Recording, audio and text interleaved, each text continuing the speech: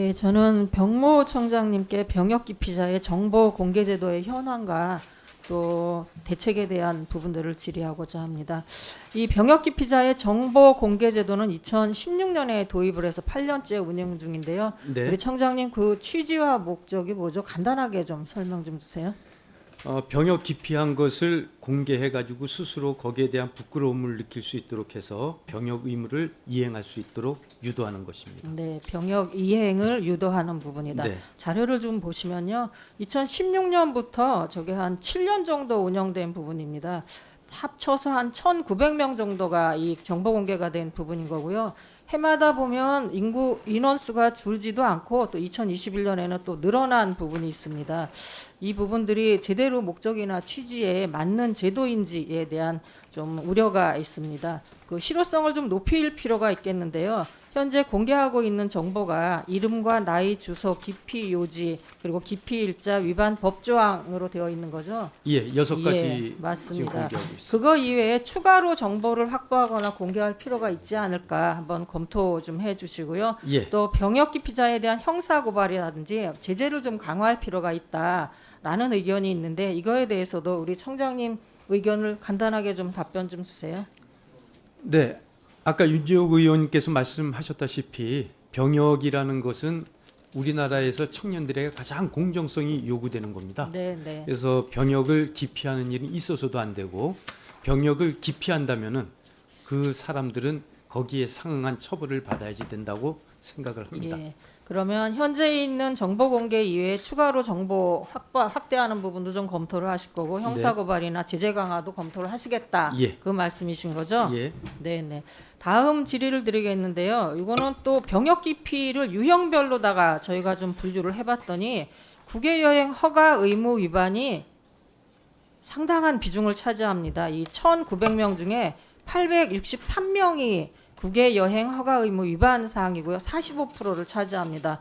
문제는 45%를 차지하는 게 아니라 이 사람들이 제대로 한국으로 돌아와서 병역 의무를 수행하는지를 확인을 했더니 21명의 2.4%밖에 안 됩니다. 판정 검사는 58% 정도가 현역 복무 이행을 하고요. 현역 입영 관련된 분들은 한 49% 정도가 지금 복귀를 해서 현역 복무를 하고 있는데 이 국외여행 허가 의무 위반이 이런 상황이다 보니까 많은 입대를 예측하고 있는 대상으로 있는 사람들이 그러면 국외로다가 도피를 하면 이 부분들을 우리가 피할 수 있나라는 그런 의료를 갖고 있지 않을까 하는 생각이 듭니다. 그래서 병무청에서 이런 병역 기피 목적의 미교육자에 대한 처벌을 지금 강화하고 있습니다. 맞죠? 네, 그렇습니다. 예, 관허업이나 인허가라든지 취업 제한 관련된 부분들을 좀 강화시키고 있는 부분들이 있는데 이거 가지고는 좀 되지는 않을 것 같아요. 현재 국회에서 국외 여행에 대한 허가 의무 위반한 이들을 대상으로 해서 사후 제재를 강화하는 그런 법안들이 계류 중인데 이게 계류 중인데 잘 추진이 안 되는가 봐요. 추진이 안 되는 이유가 별도로 있나요? 지금 5건이 그 사안과 관련된 법안으로 현재 법사위에 계류가 되어 있는데요. 법사위 소위에서 여기에 대한 논란이 많이 있습니다. 아, 그래요. 처벌을 너무 강화해서 이게 어떤 예. 문제가 있다 그런 네. 취지인가요? 그렇지만은 그 처벌을 조금이라도 줄여서 개정을 할 수 있다면은 법령 개정을 추진하기 네, 네. 위해서 지금 노력하고 이 있습니다. 제도의 목적과 취지를 살리기 위해서는 너무 과도하지 않은 범위 내에서 제재를 강화할 필요가 있겠다가 말씀을 주신 거고요. 네. 또 한 가지는 사전에 도피 목적의 출국자를 최소화할 수 있는 기피 방법이라든지 여러 가지 대책을 좀 마련할 필요가 있지 않은가 싶은데 이 부분들에 대해서는 제가 질문이 다 끝나고 나서 답변을 좀 주시기 바라겠고요. 예, 알겠습니다. 또 한 가지는 지난번에 저희가 기사화된 부분입니다. 저희가 제기를 해서 병사들의 입대 쏠림 현상과 관련된 부분인데요. 뭐 잘 알고 계시죠? 예. 이거 보도되고 나서 병무청에서 하반기에 입대자 쏠림 방지 대책을 내놓으셨죠. 예, 맞습니다. 일단은 그 병사 쏠림, 입영 쏠림과 관련된 부분들을 좀 보시면 그동안 1분기에서 3분기까지는 대충 이런 추이가 비슷했는데요. 이게 2022년에 4분기로 오면서 그 격차가 31%가 넘게 난 부분들이 있어서 대책이 꼭 필요하다라는 그런 생각이 듭니다. 병무청에서 낸 대책을 보니까 이렇습니다. 선호 특기 모집 시기를 비선호 시기로 조정을 한다. 또 조리병 등의 일부 모집 특기 지원 자격을 완화한다. 해병대의 체력 평가를 폐지하겠다라는 그런 그 말씀을 주셨는데요. 이 대책들이 정말 청년들이 선호하고 이 청년들의 의견이 반영된 건지에 대한 부분들을 저희가 좀 살펴봤습니다. 첫 번째로는 장병들이 선호한 특기를 하반기에 일부러 배치한다 그러면 이게 청년들이 하반기병을 피하는 근본 원인을 건드리는 부분들이 아니라 강제적으로 이 청년들을 반강제적으로 입영하게 하는 부분들이 되지 않을까 하는 우려가 있고요. 조리병 같은 경우에도 장병 급식의 질을 위해서는 평소에 관리가 필요한데 이게 하반기로만 할 경우에 기존에 있는 조리병들과의 어떤 형평성이라든지 그 급식의 질이 문제가 되지 않을까 하는 생각도 들고, 또 해병대 같은 경우에도 사실은 타군에 비해서 체력이 많이 필요한 그런 부대인데 체력 평가 부분들을 이렇게 뭐 하지 않는다, 폐지한다라는 부분들이 이게 제대로 된 그 대책인지를 잘 모르겠습니다. 그 저희가 생각하는 부분들은 입영률 문제가 장병들의 복학 시기 문제라든지 또 혹독한 훈련 환경 때문이라면 동절기에 적정한 훈련 여건을 보장하는 시설 개선이나 또 장병 복학 보장을 위해서는 휴가 제도라든지 그런 부분들이 좀 필요할 것 같고요.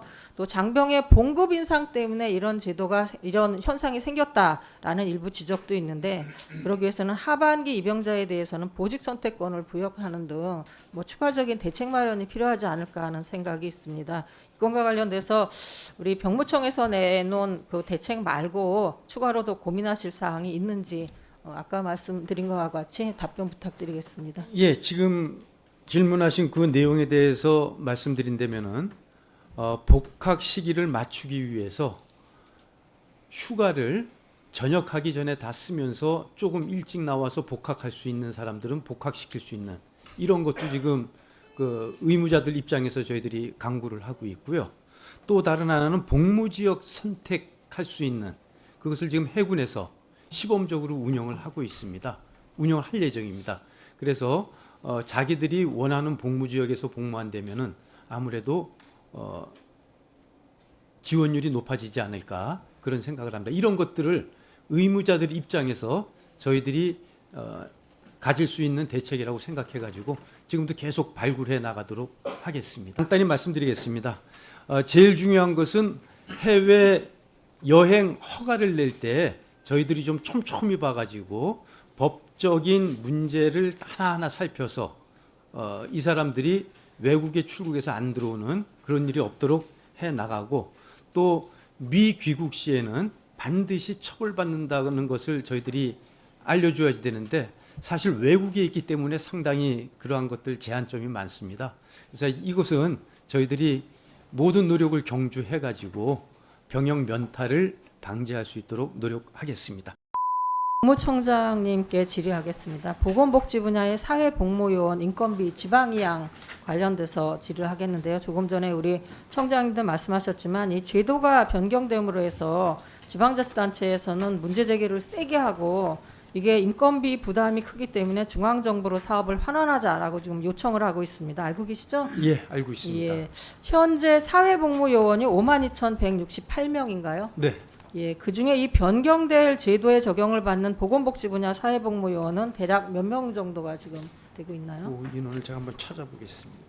찾는데 시간 있으시죠? 24,000명 예, 정도 그 됩니다. 네, 주로 어디서 복무를 하고 있나요? 어, 복지시설? 뭐 유아 시설이라든지 정박아라든지 뭐 이런 사람들 돌보는 시설들이 되겠습니다. 네.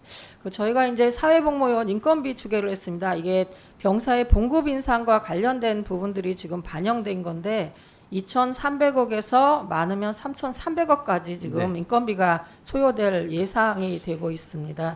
네, 보니까 정부에서는 이 보존 지원을 2026년까지 매년 2,300억 원 안에서 보존을 하겠다 하고 있는데요.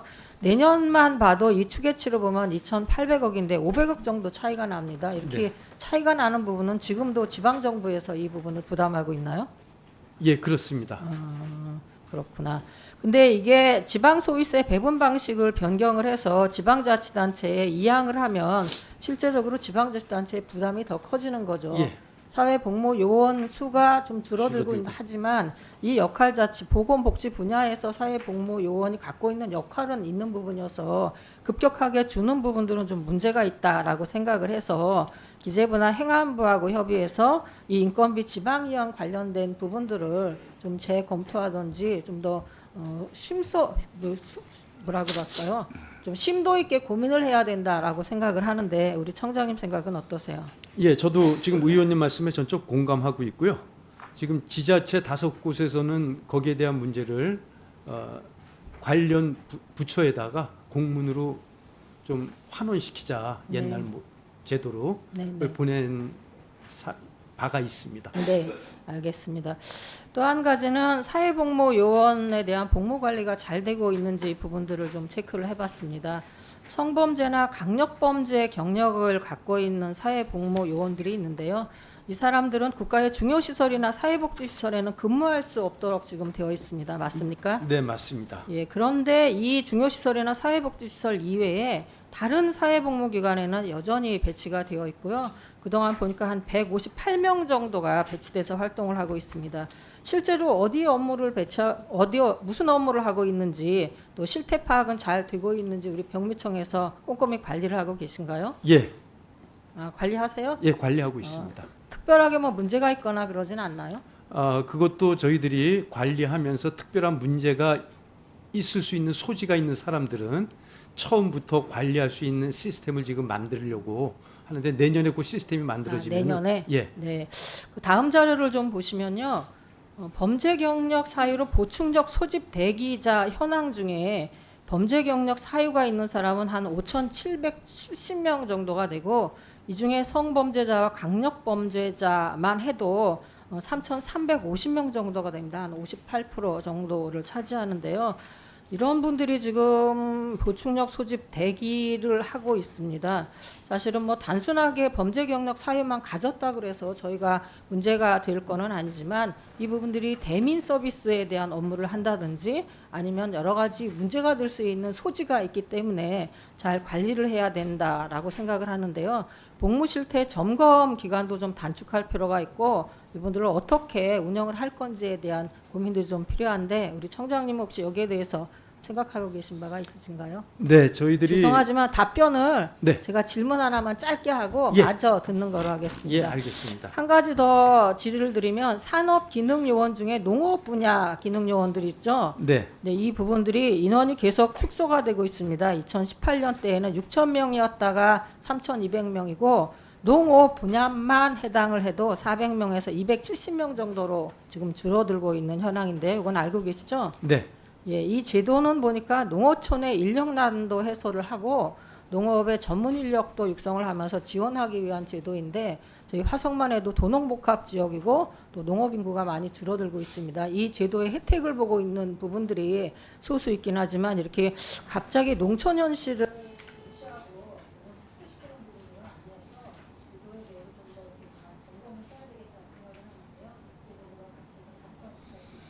네. 저 사회복무요원들 중에서 범죄 경력이 있다든지 하는 사람들은 또 그 사람의 신체가 좀 어디 특정 안 좋은 데 있다든지 하는 사람들은 거기에 맞도록 복무기관을 지정을 해줍니다. 그래서 어떤 그것으로 인해서 범죄가 발생하지 않도록 예방을 하고 있고요. 또 저희들이 점검을 통해 가지고 그 인원들이 어떤 일탈 행위를 하지 않도록 잘 추진하고 있습니다. 다행인 게 이번에 병역법 개정을 통해서 그러한 사회복무요원들에 대한 처벌, 또 사회복무요원들의 권익보호도 중요하거든요. 그래서 그 권익보호에 대한 복무기관의 어떤 잘못됐을 때 처벌 규정이라든지 이런 것들이 이번에 다 개정이 됐고요.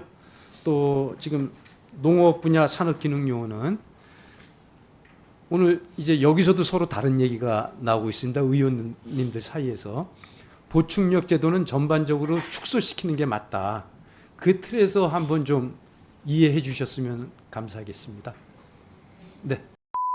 저도 송선태 위원장님께 좀 질의를 드리겠습니다. 질의라기보다는 그동안 우리 위원장님을 비롯해서 진상조사의 모든 분들께서 4년 동안 5.18 민주화 운동의 진상 규명과 또 역사 바로 세우기를 위해서 애써주셔서 수고 많으셨고 감사하다는 말씀을 드리겠습니다. 특별법상으로 올해 기본적인 활동 업무는 마무리를 하시는데요. 이 12개의 법정 조사 범위 중에서 혹시라도 시간이 좀 촉박하거나 내용상으로 조사가 좀 미흡하긴 해서 좀 아쉽다 하는 부분들이 있으시긴 하세요? 현재로 보면 저희 법 3조에 있는 조사 범위에 벗어나 있는 5.18과 관련된 사실은 무수히 많이 있습니다. 네, 네. 뭐 예를 들면 5.18 이후에 5.18을 진상규명 뭐 투쟁이라 그럴까 요구 때문에 희생당한 청년 학생 노동자 뭐 지식인들이 무수한데 이번 조사를 못했습니다. 그것은 5.18 조사의 의무에 도덕적 의무에 속한다고 볼 수 있는데 하지를 못했습니다. 그리고 두 번째로는 미국, 일본, 중공, 소련 당시 이 4개국과 관련된 5.18과 외교적 군사적 관련성에 대한 조사를 하지 못했습니다. 그리고 세 번째로는 아까 기동민 의원님께서 말씀하셨지만은 행방불명자는 우리가 강제 실종에 속하므로 어느 정권과 상관없이 계속적으로 조사되어야 되는데 그 부분에 대해서는 아쉬움이 많이 있습니다. 그러게요. 저희가 이게 주어진 법에 의해서 활동을 하긴 하지만 아직도 이 진상규명에 대한 부분들이 100% 만족하지는 못하다라는 부분들을 다시 한번 느낄 수 있을 것 같습니다. 또 보니까 내년 6월까지 종합보고서를 작성을 하는데요. 이게 대정부 권고안도 채택을 하고 대국민 보고도 한다고 되어 있습니다. 이 대정부 권고안을 채택하는 방식이 별도로 있거나 아니면 이 대정부 권고안이 어느 정도의 정부에 관련된 기속력이 좀 있는지가 좀 궁금하거든요. 대정부 권고안은 우리 법 34조에 다 표시되어 있습니다. 예를 들면 명예회복 조치, 그 다음에 입법 개폐 여부, 제도 개선, 교육 등등의 방법이 되어 있습니다. 그런데 이제 그 내용을 실으면 이제 정부에서 강제할 강행 의무적으로 그것을 이행해야 될 의무 조항은 없어서 옆에 계신 송갑석 의원께서 관련 법 개정안이 지금 상정되어 있습니다. 아마 진화위도 이와 비슷한 법이 아마 통과된 것으로 저는 알고 있습니다. 그래서 앞으로 진상조사를 끝내면 그것이 사문화될 게 아니고 살아서 움직이는 결과로 작동되기를 바랍니다. 네, 법이 조속히 통과될 수 있도록 저희도 노력을 하도록 하겠습니다. 저도 이제 질문에 그 소회를 좀 여쭈고자 했는데 우리 송갑석 의원님이 말씀을 주셔서 이제 그거로 대처하고요. 그럼에도 불구하고 우리 진상조사위에서 활동을 하고 역사를 바로 세웠는데도 불구하고 여전히 역사를 왜곡하고 폄훼하고 자기 것으로 이기적으로 이렇게 발언하시는 분들이 좀 많으신 것 같습니다. 국민들에 대해서 이 5.18 민주화운동과 진상조사위원회에 대해서 이런 당부를 좀 했으면 좋겠다는 의견이나 생각이 있으시면 말씀 좀 주세요.